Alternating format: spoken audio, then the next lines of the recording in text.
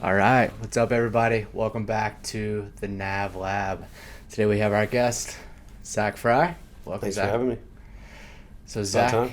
Zach, known Zach for a very long time. We worked at our previous brokerage together, Yep.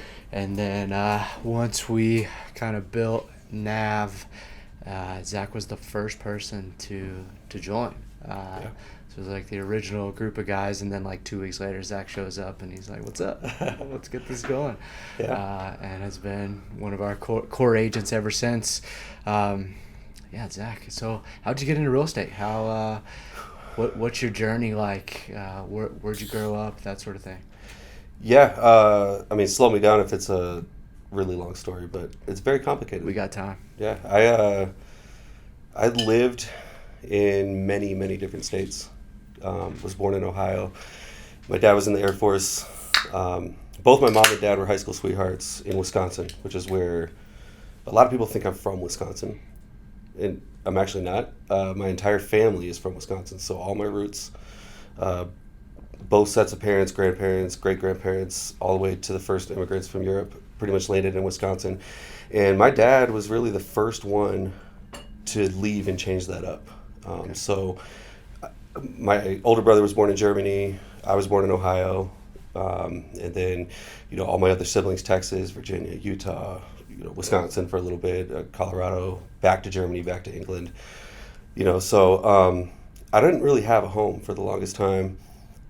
And so Wisconsin, I kind of grasped onto because I didn't have a hometown and I so desperately craved it. We moved year to year, house to house. I've lived in maybe 40 homes in my life. It was crazy. So, that kind of ties into my real estate skill set later on in life.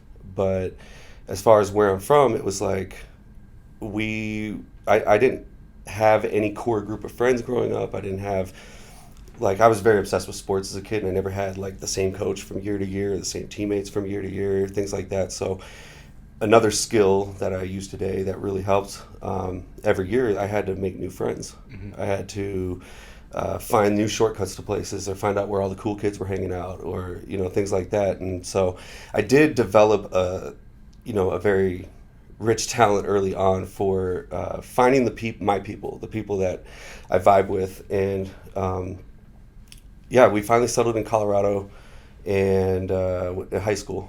So right before high school in Colorado Springs. And then right before junior year, my parents moved way out to the boonies in Colorado Springs, middle of nowhere. And for somebody like me who fills my cup socially and, I generally prefer more of an urban environment just because things are happening and kind of the pace of things, right? It was really tough on me.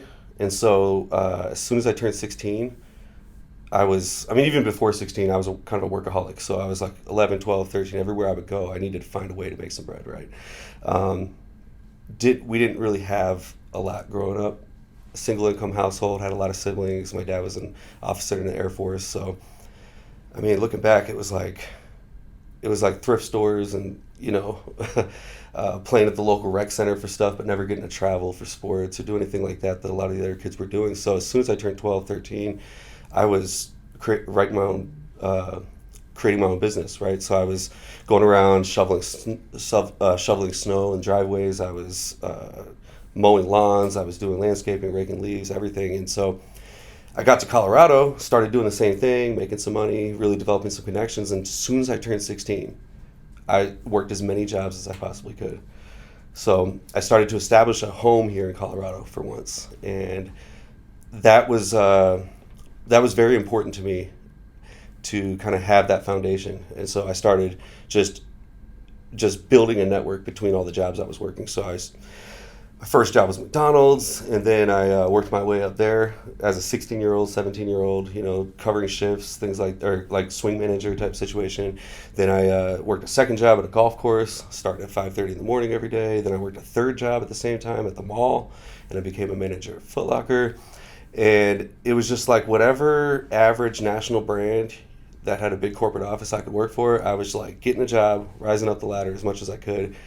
And it kind of came to a head when I was 18. All my friends were doing kind of the same thing. I was kind of respected because I was working hard. I was working 2-3 jobs. So were they. We were all like doing really well. And then all of a sudden at 18, they all left. They all went to college, different places. Some joined the military. And then I was kind of left behind because I didn't have the money to go to school. My parents didn't have the money.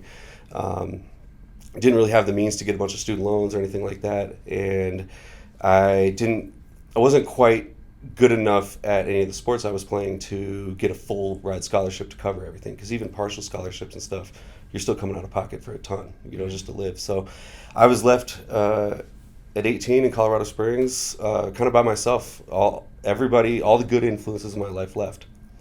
And so then 18, 19, I was like, you know what? I'm going to play college basketball. I'm going to figure this out. I'm going to save up some money. I'm going to do something that I want to do. Because everybody around me that was left behind was not doing what they wanted to do. They were breaking their back, working third shift. They were, working blue-collar jobs, all these dead-end jobs. And you could just feel the difference between age 17, age 18, age 19, the joy getting sucked out of everybody's life. But I would be on Facebook or whatever, MySpace at the time, and I would just see all my friends bouncing around, going to college parties and going to, PCB in Florida and stuff like that. And I was like, they're having a great time. Like, and I'm sitting here just working my ass off 3 jobs at a time. I was like, this isn't it. It's just not it. And so on one hand, I had my hometown and I finally had some roots and I was where I thought I was going to be. And just working corporate, doing really well. Every job I ever had, I moved up, and I was like, well, I know I have the recipe for this, but is this what I want to do? Do I want to just be some corporate pawn the rest of my life, just working at whatever local business there is? And it didn't work out. It wasn't working out. And so, and at the same time, I was basically homeless. Which kind of takes me back to another skill set that I have now with real estate, is that like I was making it work no matter. I was crashing couches, I was living in people's basements, I was renting small apartments, I was doing whatever I could. And the reason I was homeless was because I was always trying to put myself in positions to take that next step. So I would be in Denver, I would be in Pueblo, Colorado Springs. I would go back and forth to Wisconsin a little bit to try to find opportunities with family. I didn't know what the recipe was, right? So finally, I was 20, 2 years out of high school, and I decided I needed to go to college. And it wasn't so much I didn't think it was going to be a ticket to the fast lane, being able to immediately become successful, right? But I was like, I'm social. I put myself around opportunities whenever I can. I need to go to school around other like-minded, ambitious people. And so I saved up some money. I started reaching out to every single school that had ever had interest in me in high school. And I got one call back from a coach when I was 20, and he was like, yeah, we got a couple spots left. I know your high school coach. It sounds like you had a decent career in high school, so would love to give you an opportunity to come out this summer if you can make your way to Milwaukee, Wisconsin. We have a tryout for you. So I think I had $78 in my checking account, and I found a way to raise like another $30 from a friend I knew, got a Greyhound ticket, took a Greyhound to Wisconsin with a suitcase, and I had no return trip planned, no backup plan whatsoever. Went out to Milwaukee, and that's kind of where I reignited my Wisconsin roots. So it's kind of my second home. So you got Colorado and Wisconsin. Mm-hmm. And and from there I got my bachelor's degree, figured it out, started getting more scholarships, academic scholarships and financial aid, things like that. But I really built this big network of ambitious people that I looked up to. And for the first time in my life, I had a little bit of hope. But I also realized, like, I don't know if you've ever heard that term. It's kind of cliche, but you are the average of the 5 people you spend the most time with. Oh, yeah. We've all heard it, right? The difference between the year before I went to college and the year after, as far as the 5 people I was hanging out with the most, was worlds apart. It was, I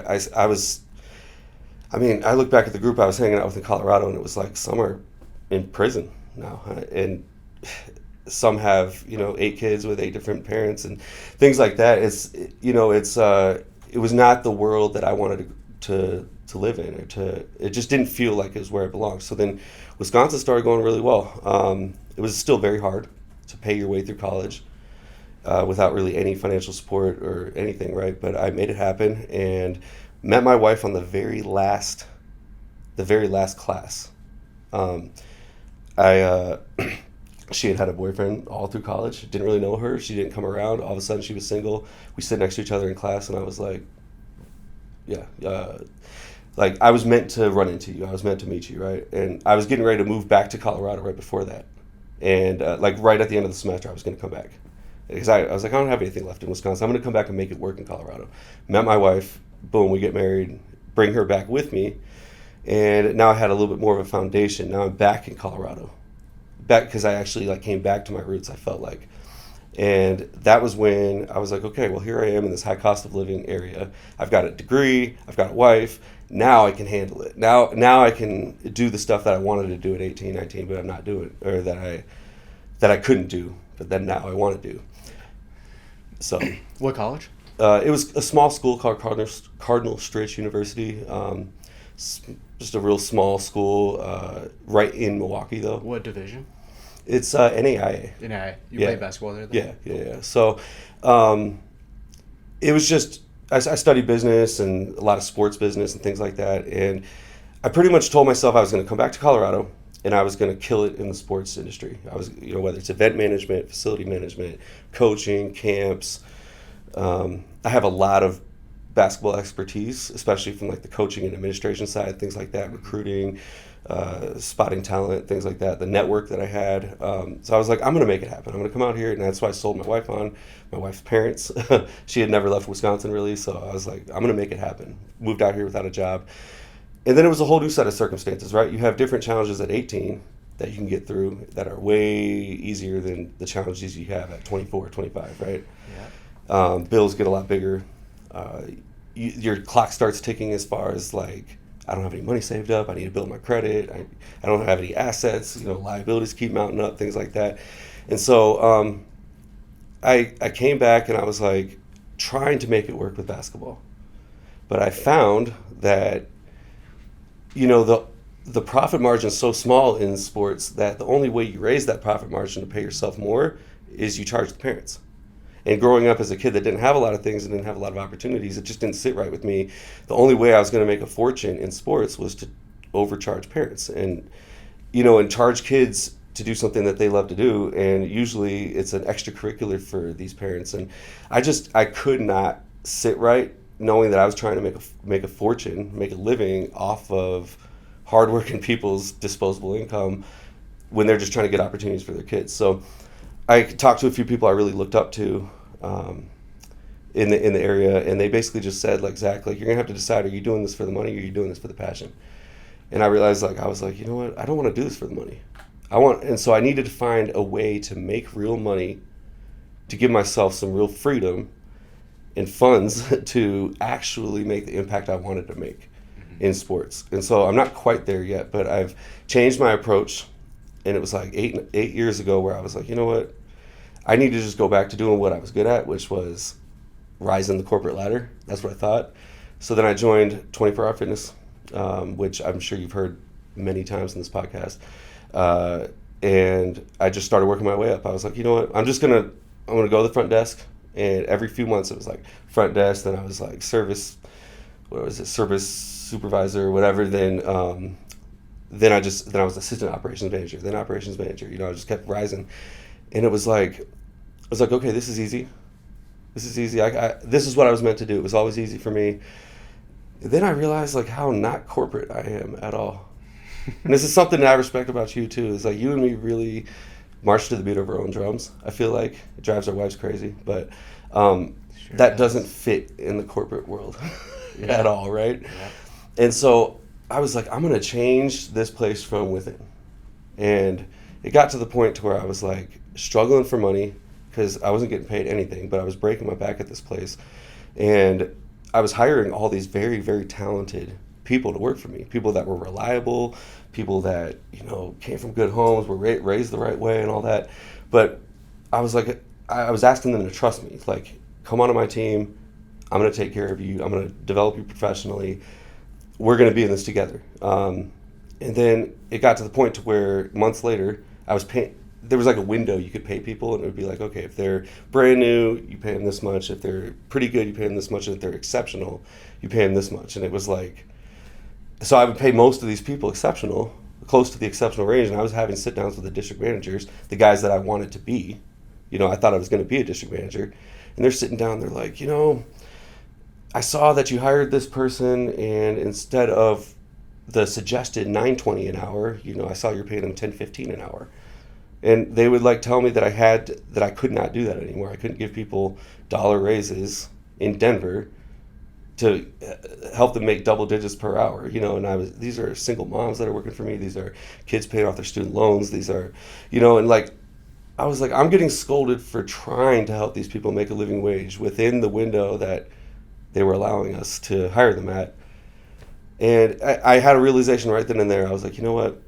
Like, I can't do this. Because that's what I'm shooting for, is to be that district manager. And if my job description in 2 years is to tell, store level managers that they can't give somebody a dollar raise, it's like, that's just not. I suddenly realized how tight the window was to grow in, how low the ceiling really was going to become. And I just kind of started coasting. I was like, you know what? And my work started suffering, and I started losing some of my employees to other places, higher paying jobs and things like that. And randomly, I started working for property management. It's a long-winded answer to how I got started in real estate, right? But it was kind of a weird journey, because I did not anticipate it happening. But a guy I met was looking for somebody to do some property management. And I had some experience, but not much, just doing odds and ends for property management companies and things. I remember you had an episode like 2 episodes ago, I don't know who it was with, but you were talking about how when you get 6 rentals, you're going to have a property management company. Yeah. That's exactly where this guy was. He was like, I've got 6, 7, 8 rentals. I need somebody to just help me, like interview renters, to coordinate the cleaners, the contractors, anything like that, to help them with leases, to do the background checks, whatever. And so I started doing that for him, and this guy just blew me away. He hadn't had a boss in 15 years. He was just letting the income from these properties, because he went in and bought a bunch of homes during the crash in like 2009, 2010, and suddenly I was like, you know what? That's the type of life I want. I want to have ownership over my income. I want to have ownership over the opportunities I create for people, which is what he did. He paid me very, very fairly, gave me time off when I needed, covered me when I needed help. Like, it was very inspiring. And so from there, I was doing that while I was working at 24 a little bit. And he just kept saying, he was hanging his license at York Castle. And he was like, you need to start taking some of these classes. He's like, I think you'd be great at real estate. I was like, really? I was like, I'm not into sales, though. Like, I'm not a salesman. When people tell me that they don't want me to call them, I don't call them. It's kind of like, that's like the opposite of what a true salesperson would do, right? Mm-hmm. And he was like, no, it's not just about sales. He's like, it's about solutions and, being resourceful and knowing neighborhoods and, things like that. And he's like, there's so much more to it than just sales. And so I was like, all right, yeah, I'll think about it. And then I just never did it. I just never went to your castle and did that. So then I was really unhappy at 24. I was on Craigslist looking for jobs. And then Keller Williams was like recruiting really, really hard. And so I was like, you know what, let me try this opportunity. Keller Williams was saying, hey, we'll get you onboarded, we'll get you into the business, we'll get you rolling. And I took the classes. Their classes were awesome. They were affiliated with like some real estate school. But I was always really good at test taking, and I was really good at classes. Like, I don't know why. If I write my notes down, I have a photographic memory with what that lecture was, or even if I like zoned out during class, as long as I wrote down the notes, I'll go back to the note and boom, I'm right back where the class was. So it was the in-person classes. It was very, very helpful. And then I got to Keller Williams. I finished the classes or whatever, and I started meeting with different people, and I was just like, all right, so how am I going to get paid? It's kind of a classic question a lot of naive real estate agents will ask when they get their license. Like, all right, so when do I start working? And they just kind of were like, I don't know. Like, when are you going to start working? I was like, well, what does that mean? Like let's go. Like, I want to work. And they were just like, well, that's on you. So I was so pumped. And then I got to this point where I was just like, I don't know anybody that can buy a house. It's like, I'm 24 years old, 25 years, like most of my friends have like 500 credit scores, and and I was at 24 where everybody was making 10, 11, 12, $13 an hour, so I felt really helpless at that point. So then I was like, all right, I got to keep going with 24 now, I guess. Kept doing it, kept coasting, was not happy. And Maritza, a really good agent that you and I, that was there for us a lot when we first started out. Her daughter was a membership manager at one of the 24-hour fitnesses, and she straight up just sat me down one day at Chipotle. It was just like, she's like, you need to go follow those boys. Because I didn't know you guys, like Matt, Kyle, Corey, all those guys. I knew the names, but she's like, you need to go follow those boys to the real estate academy or brokerage that you guys were at the time. I went to one meeting, and I just started talking to a few of the guys, and I was like, you know what? I've got to make the leap. I've got to just forget all my frustrations in the past and do something. And I need to not have a backup plan, and I need to just like quit everything that I'm doing and just jump fully right in. And that's how I got started in real estate. So because where we were there, it was the opposite of Keller Williams. It was like, here, let's actually get you opportunities. Yeah. It might have been a $75,000 mobile home 2 hours away from here, but it was an opportunity, right? Yeah. So that's how I got started, and then it's kind of just took off from there.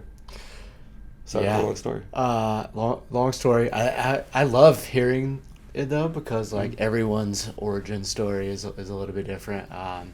There's similarities in everyone's story, I think. Yeah, definitely a lot to unpack there.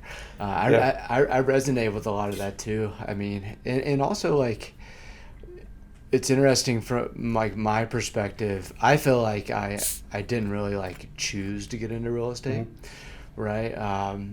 It felt like I got fired from a job, and I made the decision. I made one phone call as I was walking to my car, carrying my box from my desk, right? Like walking to the car, and I just called Matt, and I'm like, hey, can I come do this real estate thing? Because he'd been like pressuring me to come check it out for 6 months or whatever, and literally drove straight there from getting fired from my job. I think about that a lot, of like, what if I would have like quit my job to like start real estate, like how I would have went about it. Would I have kept my job and then slowly got into it and had a plan B and all that? And I think that's like one thing that I would take from your story of like, you did go all in, you didn't have plan B. But I think everything that you went through from hustling as a kid to now has helped you with real estate. And like you said, being your own boss, there's something to that, I think. And once you've worked in a corporate structure, real estate, I mean, or any job where you're on your own boss is just so much better, Yeah, and there's challenges, and then there's opportunities, but a lot of times opportunities only come from challenges. And that's something that some of the people I really looked up to at 24, that they, maybe sometimes it was after they left the fitness industry, but even in the fitness industry, they were kind of just like, there's two types of people. There's people that sit there and just wallow in their self-doubt and their self-pity, and and just say, oh, this always happens to me, and this only happens to me, and why can't I be lucky? And and I kind of realized that it's not so much that people are lucky. Luck kind of luck favors the prepared man, right? Yeah, there's some luck involved, but I've noticed that lucky people generally put themselves in positions to be lucky, and that's calculated risks. A lot of people are like, no, I can't do that. It's just too risky. What am I going to do if I fail? What am I going to do if I don't have a paycheck for 6 weeks? But for me, it was like I didn't have a paycheck for 6 weeks. I didn't have a paycheck for longer than that. And it's like that. I learned how to grind, and I learned how to kind of reinvent myself in ways that I never would have if I was just doing the same old thing, Yeah, I think sales, or real estate in particular, doesn't lend itself to someone who has like a victim mindset, or someone who's entitled, because no one's going to build your business for you, right? You're going to have to do the work, and things are not going to go your way a lot. But are you gonna look at it like Jocko and good, my client terminated, good, we're gonna find them a better house, right? What am I gonna what am I gonna learn from this, right? Yeah. And if you can have that shift in your mind to spin everything in a positive light, I mean, and in real estate, things happen all the time that sucks. Yeah. If you for example, if you have a lead source that closes at 10%, right? Mm-hmm. That means you have to have 10 conversations, you have to show 10 people, you have to have 10 interactions before you get one closing, right? So 9 of those 10 people rejected you in some way, and you can't let that get you down. And in my opinion, if you're closing 1 out of 10, right, and you're looking at it as like, well, damn, I've got 9 other opportunities to close here, and 9 people are telling me no in some way, like, what am I going to do to get better, right? How do I double my business by getting to 2 out of 10? And a lot of people do, but I think a lot of people also get defeated when it comes to those type of things, and they're not able to, and if anything, they close less than 10% because they're getting defeated by the other 9. And like you said, I mean, maybe it is some luck, but you're putting yourself in that position. Because what happens with leads in particular, right? You claim 10 leads, you get 9 no's, then you just stop claiming leads because you get set on those, I'm getting rejected constantly, these aren't working out. Yeah, you get 1 closing, but the name of the game is like, claim 30 leads. Yeah. Close 3 of them, and I guarantee you out of that 30, you're going to close more than 3 leads. Yeah. You know what? I hear that a lot, but my conversion rate's always been pretty good, but my quantity has not been. And, I tell a lot of people around here, I think I could really be a true top producer as far as like consistent quantity. But I don't let the rejections get me down. What happens is I'm not consistent. I go so hard for each one of my clients. I noticed so many of the other guests you've had on the podcast are from the sales industry. Even in the personal training side, that's pretty much sales, right? Sales in a gym. Yep. You're selling yourself, you're selling your ability, your skill sets, all that. But for me, I come from the service side. So it's like, for me, it was like, how do I make your experience as good as possible? I'm talking the people that are already in the door. I wasn't going out of the door in any of my other jobs to bring people in the building. Once they're in the building, I'm taking care of them. So it's like, when I'm taking leads, any sort of lead source that we've had over the years, it's like I'll get 10 people, and once I get those 1 to 2 people that are like, hey, we really like your vibes, we really like working with you, let's go get a house, I break my back for those people. Mm-hmm. And it leads to some pretty cool reviews, it leads to repeat business and things like that. But I get so, I don't want to say emotionally invested, because emotions can be kind of a negative connotation when it comes to like the hustler industry that we're in. But like I consider myself to be pretty emotionally intelligent. I've got 2 daughters, I have to be, right? So it's like it's just I'm very emotionally involved with my clients. And I don't let them see it. I don't let them see the negative emotions. I don't let them see my ups and downs, but I empathize. And so when I have a lot of long conversations with my clients, I have a lot of talking them off the ledge and and showing them big picture stuff or giving them perspective and things like that. That every time I have a deal and I get those 2 out of 10, those deals go great. Yeah. But then I tend to neglect my future business. Well, and so it'll be a few months that of a drought. Then I'll have 4 deals again. Those go great, and then it's a drought again, so. Yeah. I mean, I think empathy is one of the greatest skills in sales. Mm-hmm. For a couple things, like you need to be able to empathize with your clients and what they're going through, and put yourself in their shoes and have their perspective on things, but also in negotiations, right? Like if you can empathize with the listing agent and the seller, and show them that you're empathizing with them. Hey, I understand what you're going through.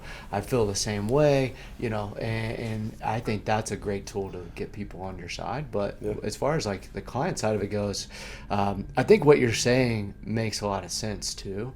I would say that I operate in the same way, in that like I claim leads when my business is slow. And so my referral business, if it's slow, I'll claim a bunch of leads, and then I'll end up getting referrals, but then I'll spend more time and attention on the leads I get. So then I convert at a higher clip. And I think that's the case, right? I think because I'm claiming 10 and closing 3 or 4, because I can spend enough time following up and that sort of thing with those 4 that I know are going to close. Yeah. So I can convert at a higher clip too. But I think if I claim 40 to get 4, like I could have had a lot more closings in there if I would have gave everyone the level of service that those 4 people got. Yeah, and it's I think I'm guilty of having been such a grinder, since my first job when I was 12 with the lawn mowing stuff, I was like 2002, 2001, so I didn't really have any free time or any balance for a couple decades. And then all of a sudden it's like you close $1 million house, you close a $700,000 house, and you're getting a couple nice checks on top of each other. Now I'm sitting here like, I don't need to work. Yeah. I mean, I have more money than anybody in my family has ever had at one time. Yeah. Same. In the last couple generations, right? I feel that all the time, man. Yeah. And so we've had a lot of talks with Matt and Corey and Matt and Corey, we always talk about it, like very, very inspirational people to me, but also they do business their way very, very successfully.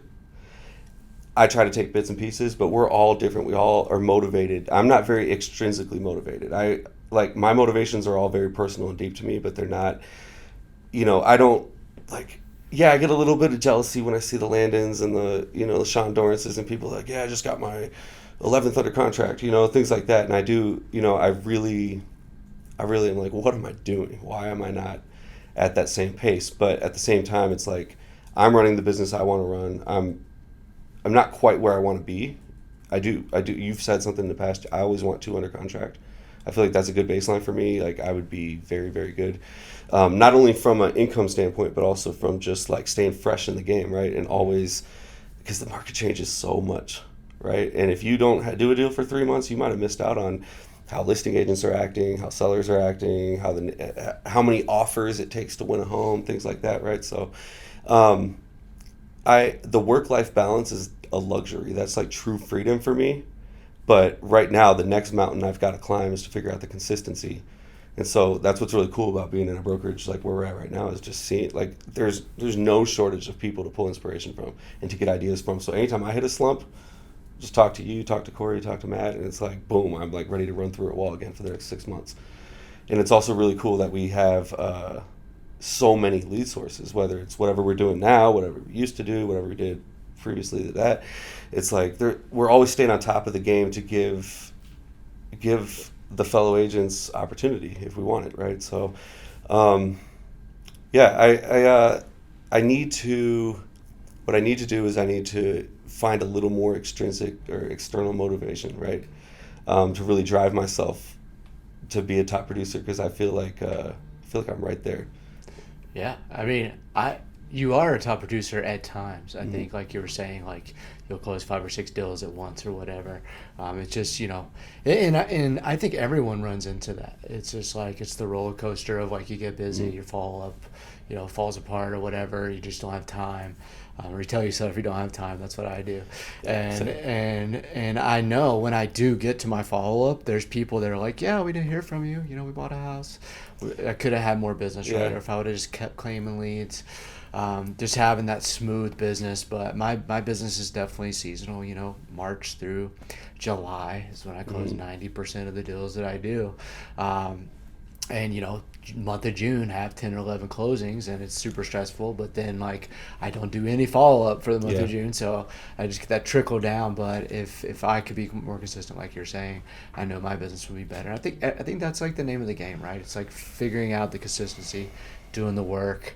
It's very hard in real estate to have a consistent schedule, in my opinion, because like every day it's a new schedule. It's like you might make your calendar and you put your follow up in your this and there, and then you have a lunch meeting, or a lender takes you out, or you have a team meeting, or a podcast, right, or whatever's going on.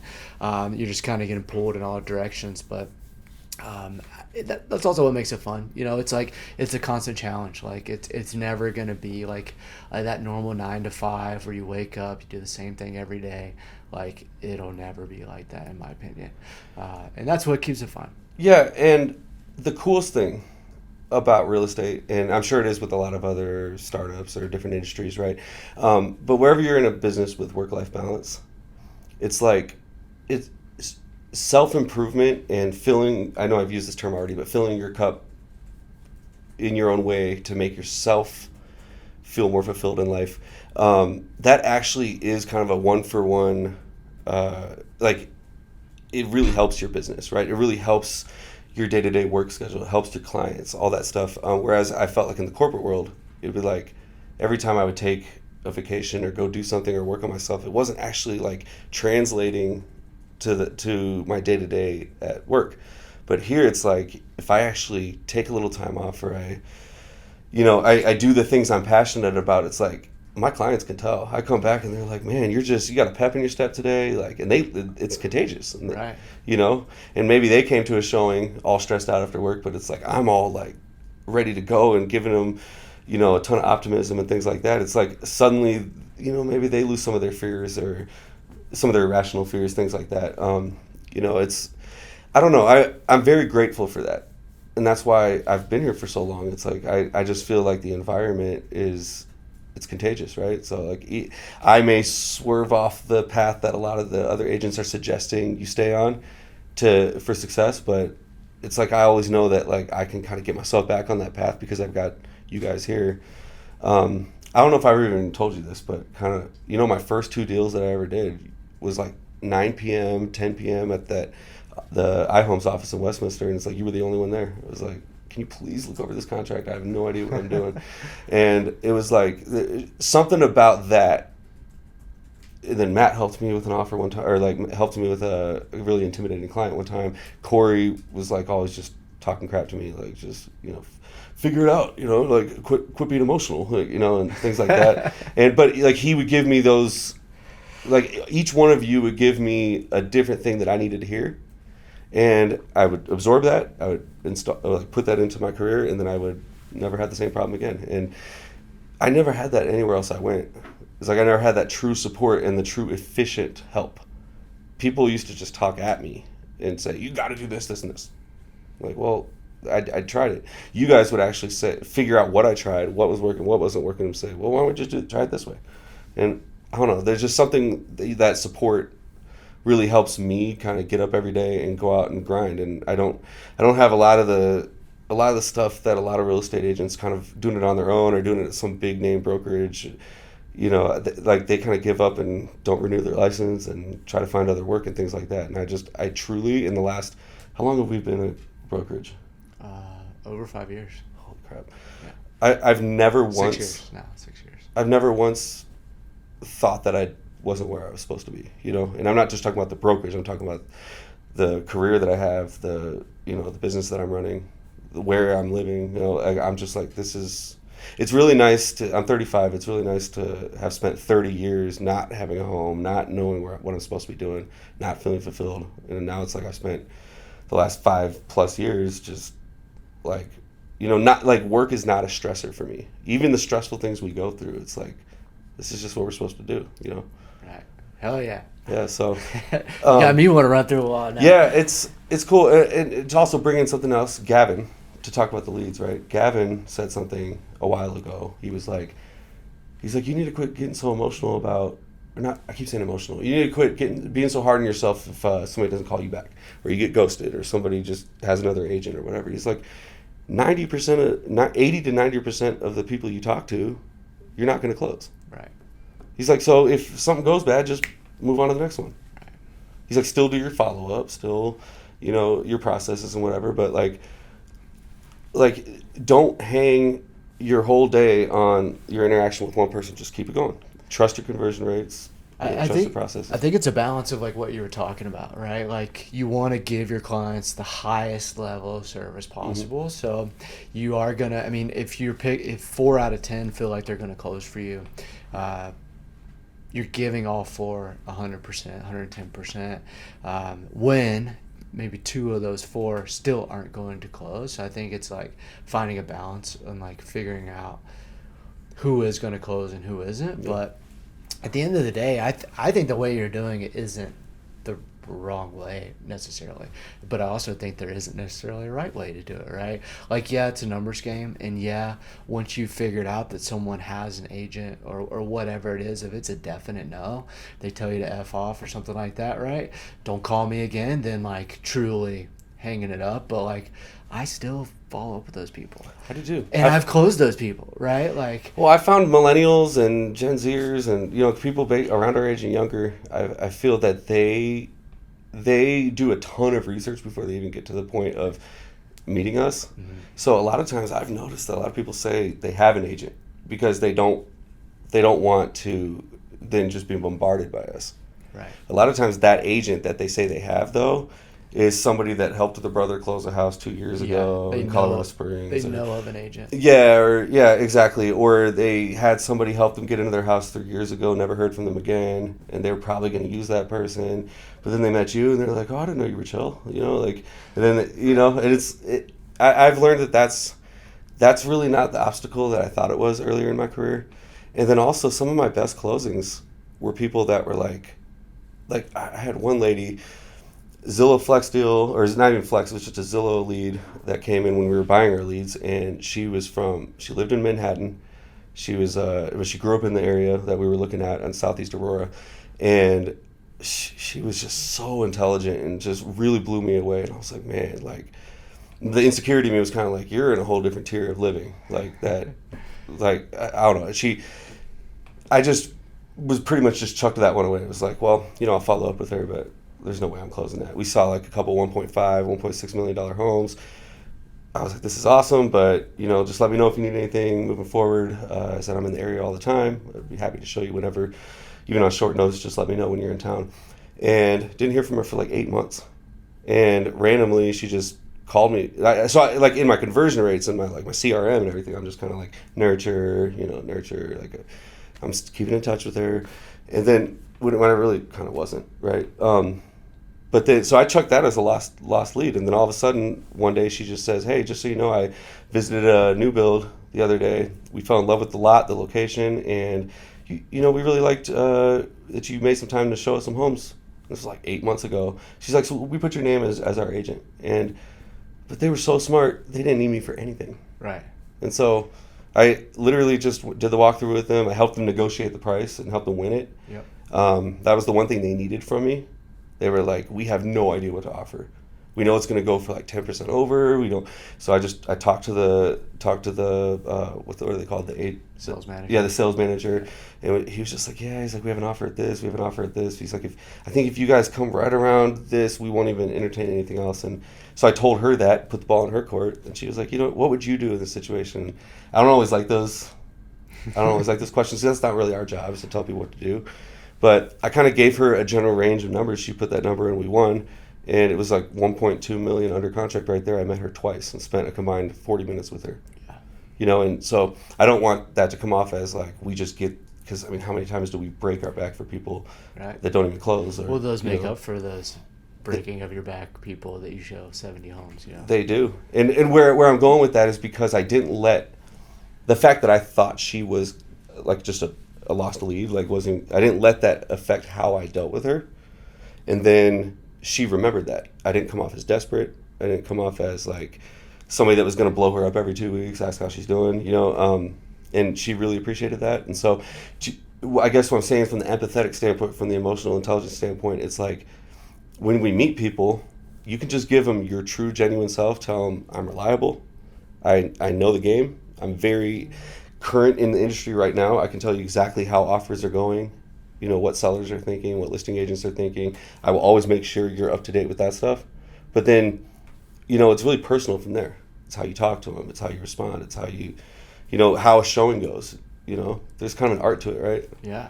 I mean, I talk about it as like you build value, you provide value, you build rapport, and then you ask for the sale. But really, you don't ask for the sale. The sale is just they keep working with you. They keep communicating with you. Because if you provided the right value, if you built the right rapport, the sale makes itself, right? You don't even have to make the sale. It's just like they think to themselves, I really like this guy. I trust him. He seems like a professional. He's provided me all this value.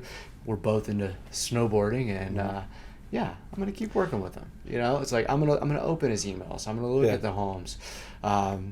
I'm going to text him when I want to go see something, right? Like, and if another agent hits me up, I'm going to say, yeah, I'm working with someone. Like, that's the sell, right? It's like, they sell themselves because you sold yourself. And it's you know, on a lot of showings, like, I ask the same questions. I seem professional, I provide value, but like 75% of the showing is me being like, yeah, so I saw you have a Burton sticker on your car. Do you like the snowboard? Or like, you know, I'm trying to figure out common ground with them. Yeah. I'm telling stories. I'm getting them to open up and tell stories. So by the end of that showing, it's like we're friends now. Yeah. You know, it's like, and you're not just going to ignore your friend.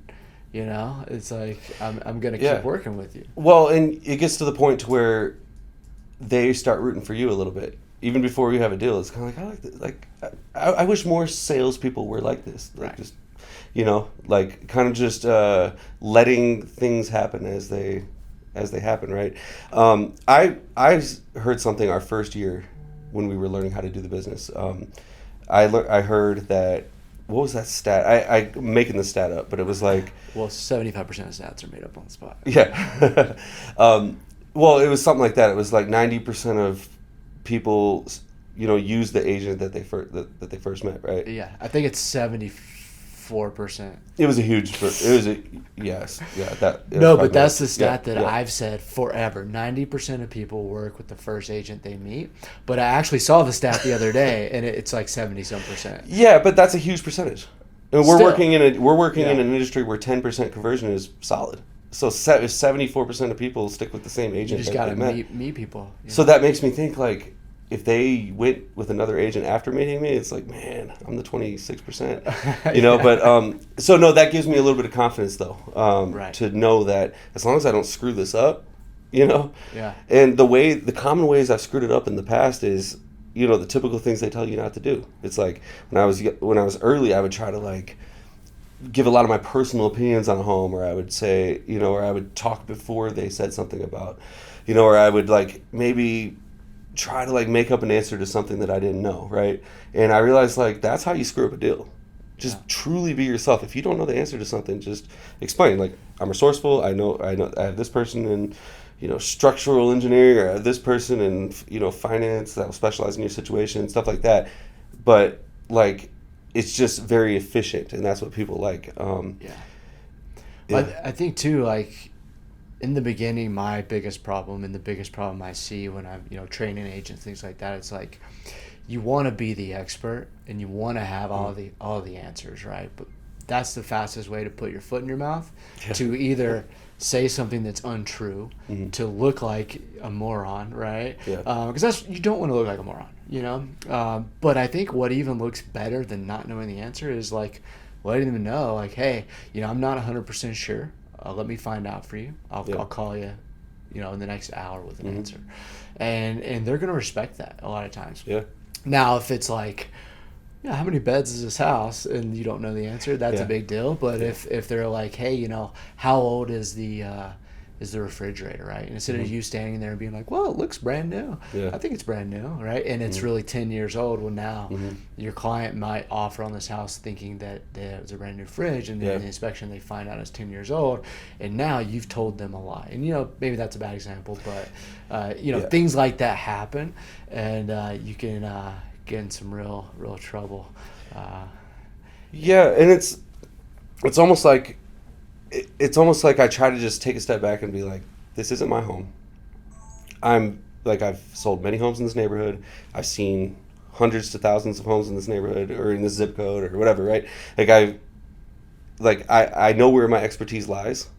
And I don't feel like I have to sell myself on that, because it's like they already know a little bit coming into the showing or whatever, and I just have to, I do memorize the square footage, the year it was built, you know, things like that, right? And I anything I know from talking to the listing agent, things like that. But then I'll straight up just be like, this, you know, like, we're going to figure this out together, right? Yeah. So. Well, dude, I think, so real estate to me is just managing expectations, right? So when I first walk in the showing, I say, hey, help yourself. If you have any questions, I most likely have the answer. If I don't, I can find out for you. Yeah. And I'm just going to take some notes as we walk around. I say the same spiel, right? And then when they have a question, and I don't have the answer, I say, cool, I'll add that to the list, Yep. right? And then they're like, okay, sweet. And then now the expectation is I'm going to go find out these answers and I'm going to get back to you. So I'm continuing our relationship, right? Yeah. Continuing us talking. And then whenever I do come back to them with the answers, I'm gauging, do they still like this property, whatever. And if it is that they don't like the property anymore, during that conversation, I always have a backup property. I'm always like, hey, I took a look at some homes that are in the neighborhood that are similar. Yeah. Have you seen this one before? And I'll roll off the address. I'm texting you a link to it right now. Let me know what you think. It should be coming through. Yeah. They'll pull it up. Oh, we love this one, actually. Do you want to go check it out? Like, whatever, right? So it's always continuing that relationship. But I think back to the kind of the point you're making is, like, if you manage those expectations, it doesn't matter if you don't know the answer or not, because it's really kind of irrelevant, because you're going to find out the answer. Yeah. So unless it is something truly that's your opinion, I think the most important thing is, like, get them the right answer versus put your foot in your mouth.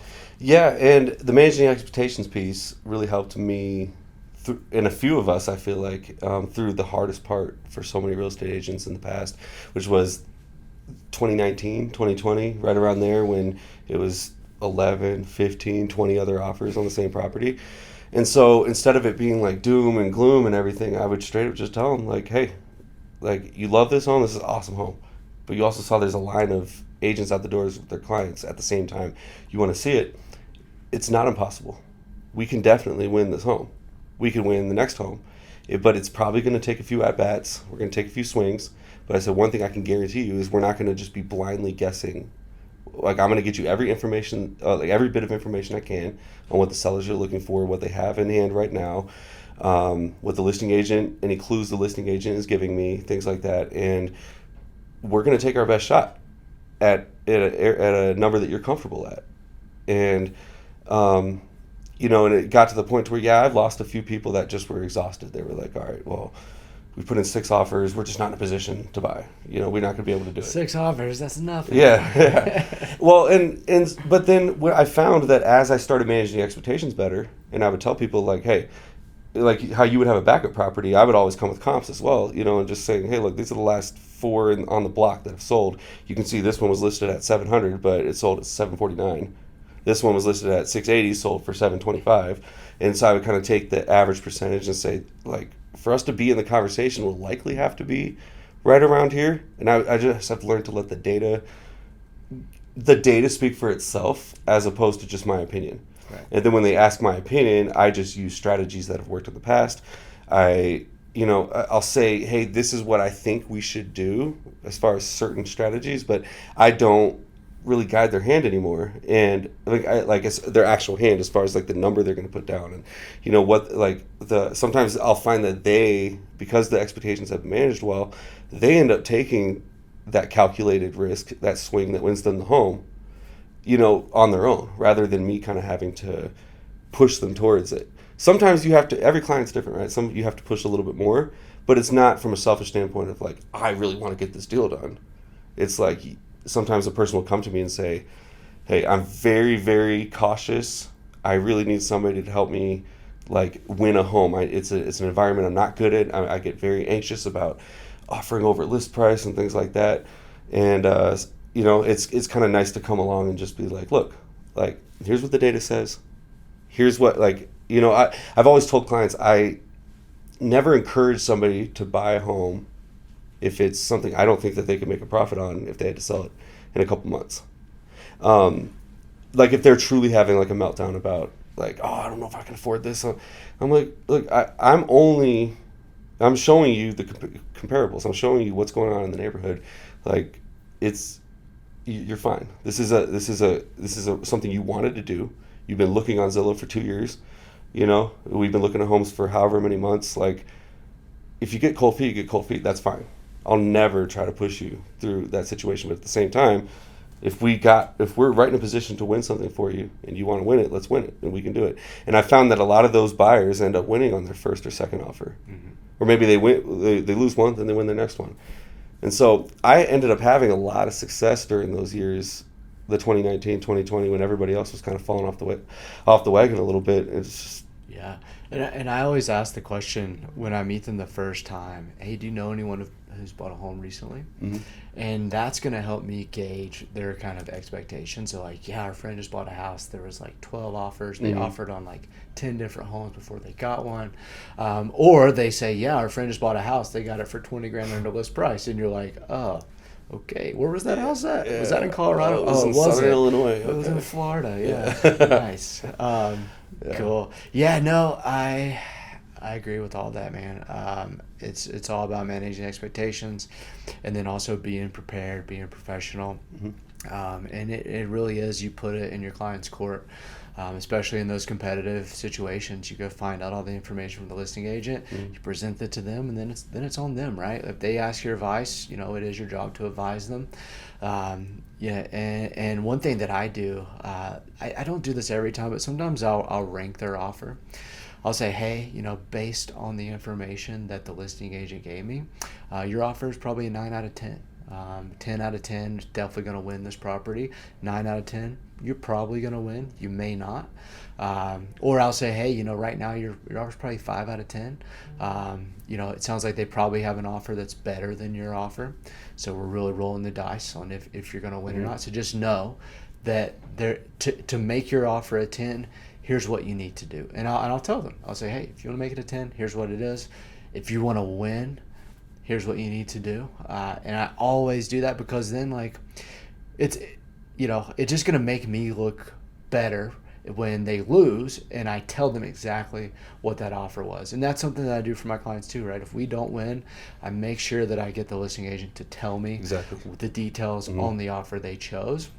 And maybe I'll tell them, hey, we want to make a backup offer, because a lot of times we do. What's the details on your current offer, right? And it's, we're 50 grand over the list, full appraisal gap, closing in 7.3 days, whatever it is.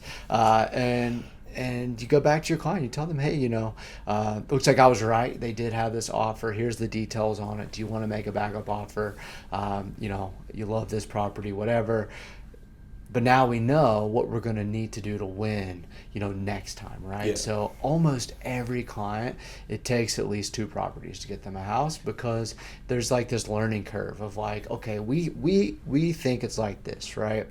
And you advise them that it's not like that, but they need to learn the hard way sometimes, right? And then on that second property, they know what they need to do to win, and they get that property. Yeah, and something we learned a lot was be agreeable, right? So even though your client may be completely delusional and it's like saying, oh, this home is at least $100,000 overpriced. I'm like, maybe. Yeah. If you want it, you've got to pay that much, Yeah. right? Yeah. Because someone else they've already offered. So Yeah. it's either let's move on to the next one. This isn't the right property. Mm-hmm. Or if you want it, here's what you need to do to win. Yeah. And I do that a lot too. Like I'll say, hey, let's skip this one, right? Let's go find a different house. Sounds like it's not the one, yada, yada. And then it flips on them, right? Because now, like, they sense that you are in it just to help them find a property, not to get them into a house right away or whatever. And then they really come around, right? They'll either say, yes, let's go find a different property, or they realize they love this property and that they're going to have to do something to win it. Yeah, I like the ranking part that you said, except I noticed that it was like a 3-year stretch there where not just multiple offers, but like sometimes dozens of offers on a home, right? What I found similar to your ranking thing, but what I would do is I'd be like, okay, I would tell them what the process of a seller is, right? Sellers will give their agent a number that they want to sell it for, and then they'll have kind of like a ceiling of like, okay, if we can get multiple offers, maybe we could drive the price up to this or whatever. All sellers generally have in their head the proceeds that they're going to get from the sale, right? So we want to get in that conversation. Otherwise we're wasting our time. And so I would always tell them, let's try to get in the top 3. We're gonna the big thing is if every seller generally at the end of a weekend will take the top 3-ish offers and make a decision on them on Monday. And and sometimes they'll have the very clear-cut first offer, but then they'll reach out to the second and third offer and just say, hey, we really like your lender, we really like certain aspects of your offer that, you know, are very strong points, but you're a certain amount or a certain window of money away from being in first place. Do you want to come back with a stronger offer? Is there anything like that? I'm not sure if listing agents are really supposed to do that or how, but it's what happens sometimes, right? And so I'll basically tell my buyers, like, if we're not in that top 3, they're not even going to discuss our deal. You're not going to call. We're not, yeah, like they're literally not even we're going to get an email notification, a mass email on Tuesday that's saying, well, you know, we had 13 offers. Thanks for everybody for showing. Good luck out there, you know. Yeah. And some buyers have to see that email before they're willing to trust you that they're, you know, they're going to be putting themselves out there. Yeah. Appraisal gap, all that stuff. I always forward that email. Yeah. Oh, me too, man. I forward it right over to them so they can see it. Yeah. That it's not me driving the price up. It's not like the, you know, slimy real estate agent that's like trying to get you to. Yeah, some people think like if they, so say a home's listed at like 600 and it goes for 650, right? They think that there's something in it for you with the higher price, but I mean it's like a few $100s on our commission. It's really not. Like if they go up $50,000, it's literally not much at all on our commission. So that's not what it is 100% of the time. You know? I tell clients I do not care. Like I want you to get it for as low as possible because what matters to me, like I don't tell them this, but I don't want to be lead generating the rest of my life. What matters to me is that you are very happy with your purchase, and then you turn around and sell your home with me. I do tell them that. Yeah, I tell. That's how I run my business. Yeah. I want you to tell everyone you know that I helped you buy this place. What a great experience you had, and then hopefully I can help them buy the place. Hopefully I continue to work with you. I tell them straight up. Like that's how I run my business, right? So my goal is to make sure you're as happy as possible in this house. Yeah. Yeah, it's something that it's funny. If you would have told me like 7 years ago when I was in the office with you at 9 p.m. or whatever, you know, just trying to get a deal, trying to get deals on $150,000 condos, things like that, right? That you and I would just be bantering back and forth about success we've had with, you know, 7-figure deals, right? Like, it's like I wouldn't have believed you. I really wouldn't. I would have thought it's just pretty cool that like we actually have that expertise now. Like I feel like I could sit here and talk to you for like 8 hours about just different deals we've done and different strategies and successes and things like that. Yeah. But it's hopefully it's in cool. 5 years let's keep doing this and keep talking about it, because I mean you know, I have no doubt in my mind that we're going to continue to have success, and you know, I think that's just the mindset that we've always had, and we're surrounded by people who are like-minded, and you know we I think as a brokerage now too, right? Like we want to take over, you know, like we feel like we're doing this the best way possible, and we're also not opposed to learning new ways to do it, because you know, success is important to everyone here, and you've had a ton of success, man, and I love to see it. So just to wrap things up, one question that I've been asking, and you might have seen this on the podcast, that has come up with some interesting answers. You know, we're out showing homes all the time, and what's like the weirdest or craziest thing you've ever seen in a showing? I've seen many. I mean, I've worked in Pueblo, so there was a lot down there. And then, I mean, I've got your kind of classical answer of like, it would be me and like a smaller woman, for example, client, and we would go to a home that had a bunch of renters in it, like downtown in an area that was not very nice or whatever, and they were not expecting anybody to show up. So I mean, there'd be naked people in dark rooms in the basement. There'd be like kids running around. Like, I mean, I have a lot of like answers like that, but I think the answer for me would be, because like we all have weird like property specific stuff, but for me, I pretty much like stumbled onto a felon trying to actively defraud people, and I didn't recognize it at first, so I showed him a bunch of homes. He came through actually the iHomes office. He called the office, and our admin assistant up there, I was the only one in the office at the time. I remember this. I think I remember this story. Yeah. Well, you were helping me with it a little bit, and yeah, this guy was just like really smooth and well spoken and all that, and he was like gave me his card right away, and he was just like, yeah, I run a construction company. He's like, I'm inheriting my dad's construction company, whatever.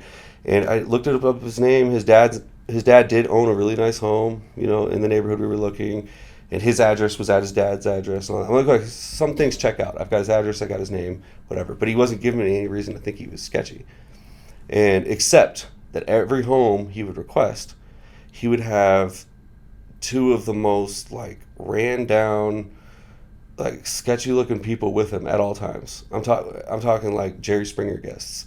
Like it was bad.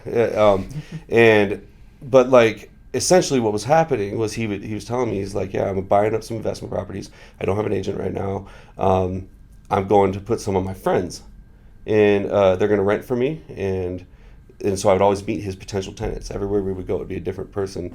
You know, I'm talking like everyone had like multiple face tats minimum, like prison tats, not like actual art, right? It was like they would all smell. It would all be kind of really weird. But I was like, whatever. He's apparently helping people rent. So we would go house to house to house, and he would always need the most, like when I wasn't around, he would need like a last minute showing. And so I was in Mexico one time. He called me over 100 times when I went on like a 1 week vacation. He's like, I need to see this house. I need to see this house. He's like, I'm going to go just call somebody else. Finally, I told him just to go call somebody else. Months later, so I probably did 10 showings with this guy. Yeah.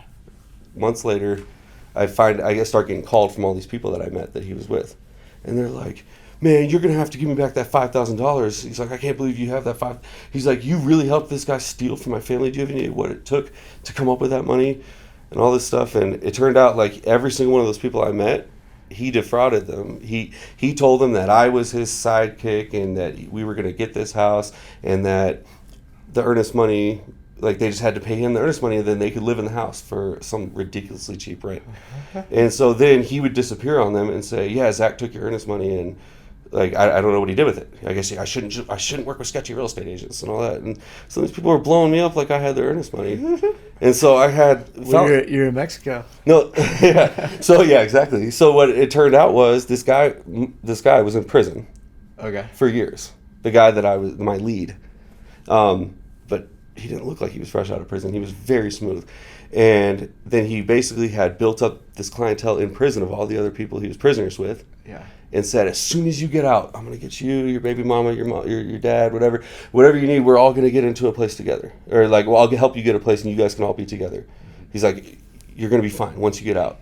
But what he was doing was giving them some hope while they were in prison. They would get out, contact him, already have some money saved up because they were sold all these dreams from this guy, and then give him the earnest money. He would have me write up the offer, and then the offer would say, this earnest money is due. So then they would give him the earnest money. He would disappear, block their number, ghost them. And he did it for like $30,000, $40,000, had to. And so I called the police. I was just like, this is what's happening. I gave him everything I had. And he called Justin, who was our managing broker at the time, told him I was talking crap about his dead mom. His mom never even died. But he was saying like, yeah, my mom passed away last week. Remember that. Yeah, and that's the craziest thing. So it was a bunch of showings, but I don't know. I bet you that guy would try to harm me if he saw me. Yeah. 'Cause I got him in some pretty big trouble, I'm pretty sure. Yeah. Hopefully he went to jail. I hope so. I look up his Department of Corrections stuff every once in a while and can't find him. So Can't find it. He might have gave you a fake name. You never know. what I'm waiting for is him to show up in one of our lead systems now. Oh yeah. And, that's what I can't wait for because I would set him up. But yeah, give me his name afterwards. I'll make sure he's not in there. Yeah. Cool, man. Yeah, you made me think of a similar story I'm going to tell real quick. But one time I claimed a lead at iHomes, and the guy was like, hey, I'm going to fly in to see the properties. Can you pick me up? And I'm like, cool, I'll pick you up. And so he's staying at a hotel out by the airport. So we go pick him up. We go see Cole Properties. He's like, hey, I don't get to smoke weed, where I'm from. Could we stop by a dispensary on the way back? And I'm like, yeah, whatever. I showed him 3 houses, says he's a cash buyer, all this stuff. Sketchy dude the whole time. And he's riding in my car. He's asking me if I carry a gun with me. All these questions that are just getting red flags here and there. So I take him to the dispensary. He goes inside. He comes back, and everything's in a brown bag, right? And then he's like, hey, can we make one last stop on the way back to the hotel. And I'm like, cool. And then cool, I don't mind, whatever. I showed him like 3 or 4 houses, right? And they're all near the airport. And so he's like, yeah, it'll just be like the next left. I pull in this parking lot, and there's a post office there.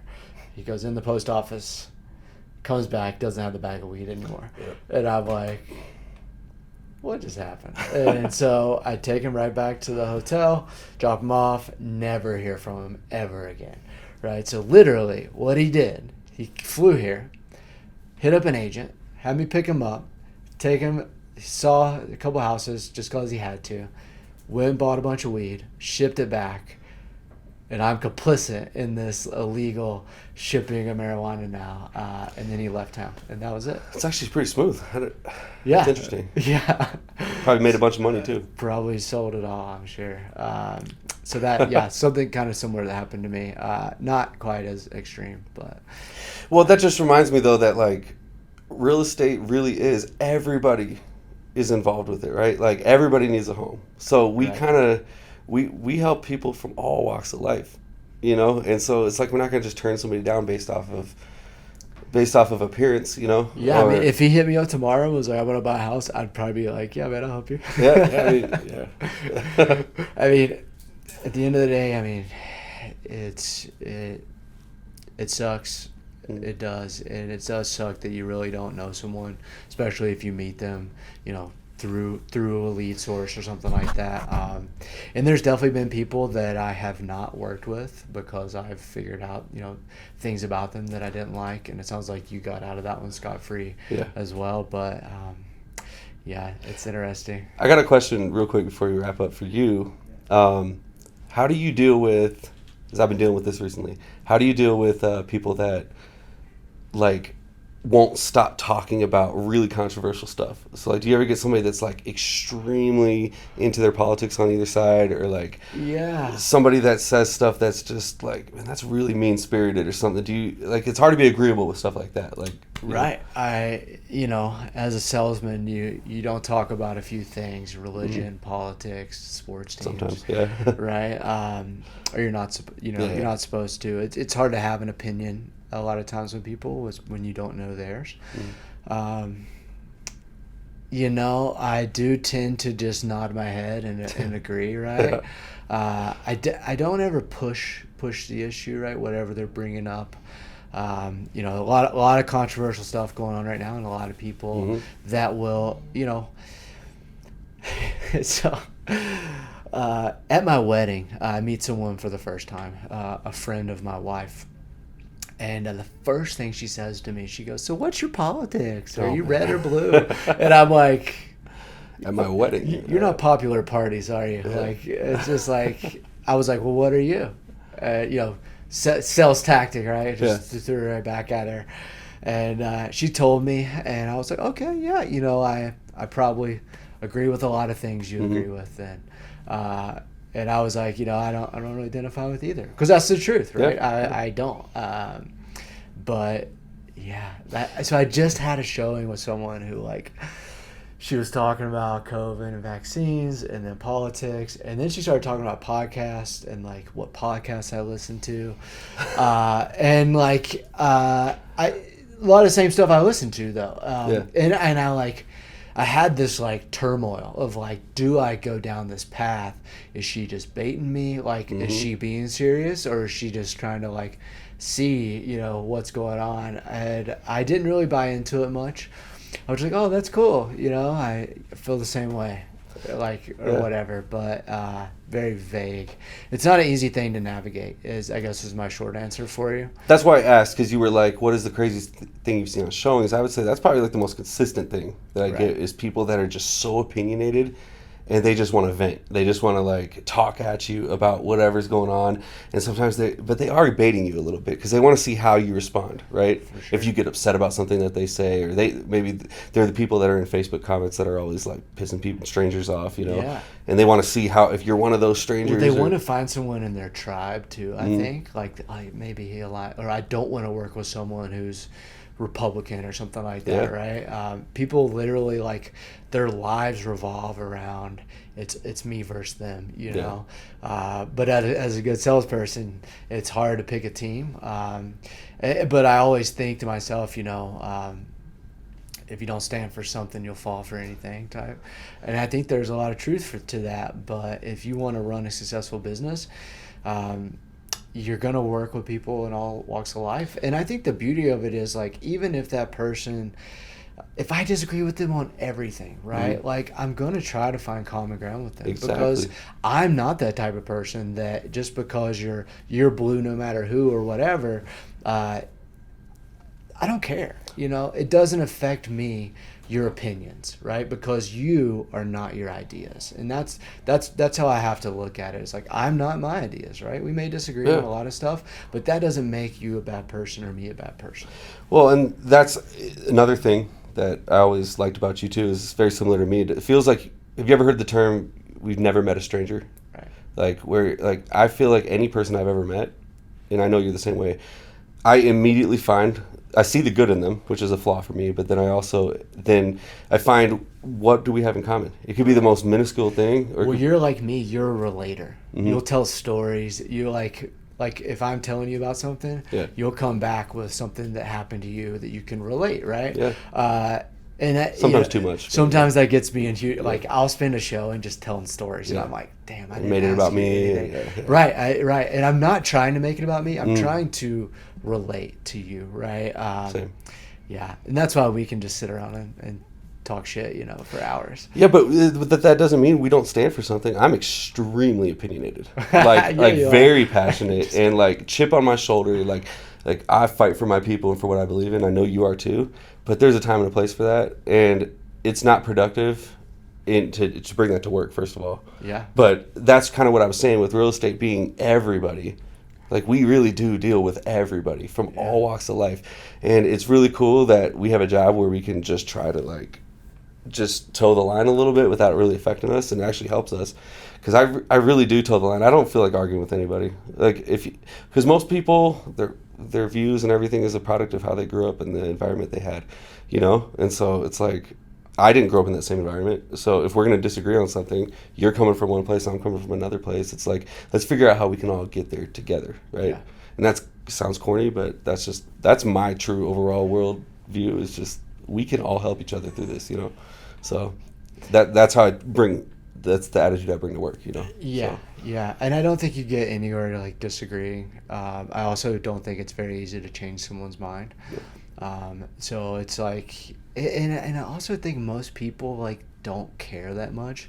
Just the media and social media, the loudest voices get amplified. Yep. So you feel like everyone is really, really opinionated, when really most people don't give a shit who you voted for, or, you know, what religion you are, or whatever. Well, people just want to get home. Like, hey, you're living your life, I'm living my life. You can help me buy a house.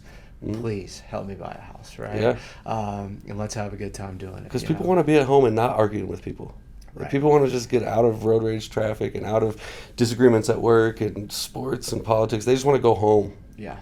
And that's kind of a corny way to wrap things up in a real estate podcast, right? But, like, I totally didn't even intend for that. But it's just like, that's like, we all are walking each other home. That's another cliche saying. I've used like 6 of them so far in this pod, but, like, that's something that really resonates with me, is we are walking each other home. Yeah. Like, we all want to get home. And that's why I think we have such a positive work atmosphere, is because, like, that's what we're in it for, you know. We're navigating people home. Yeah, that's what we're doing. Cool, man. Well, thank you so much for coming on the podcast. I think we could have talked all day. We'll do this again soon. Yeah. Thank you guys so much for watching. If you want to reach out to Zach, you can find him on our website. It's navcolorado.com. And /ZFry. ZFry. If you like the podcast, hit that like button, hit the subscribe button. Helps the channel grow. And we'll see you in the next one soon. Peace.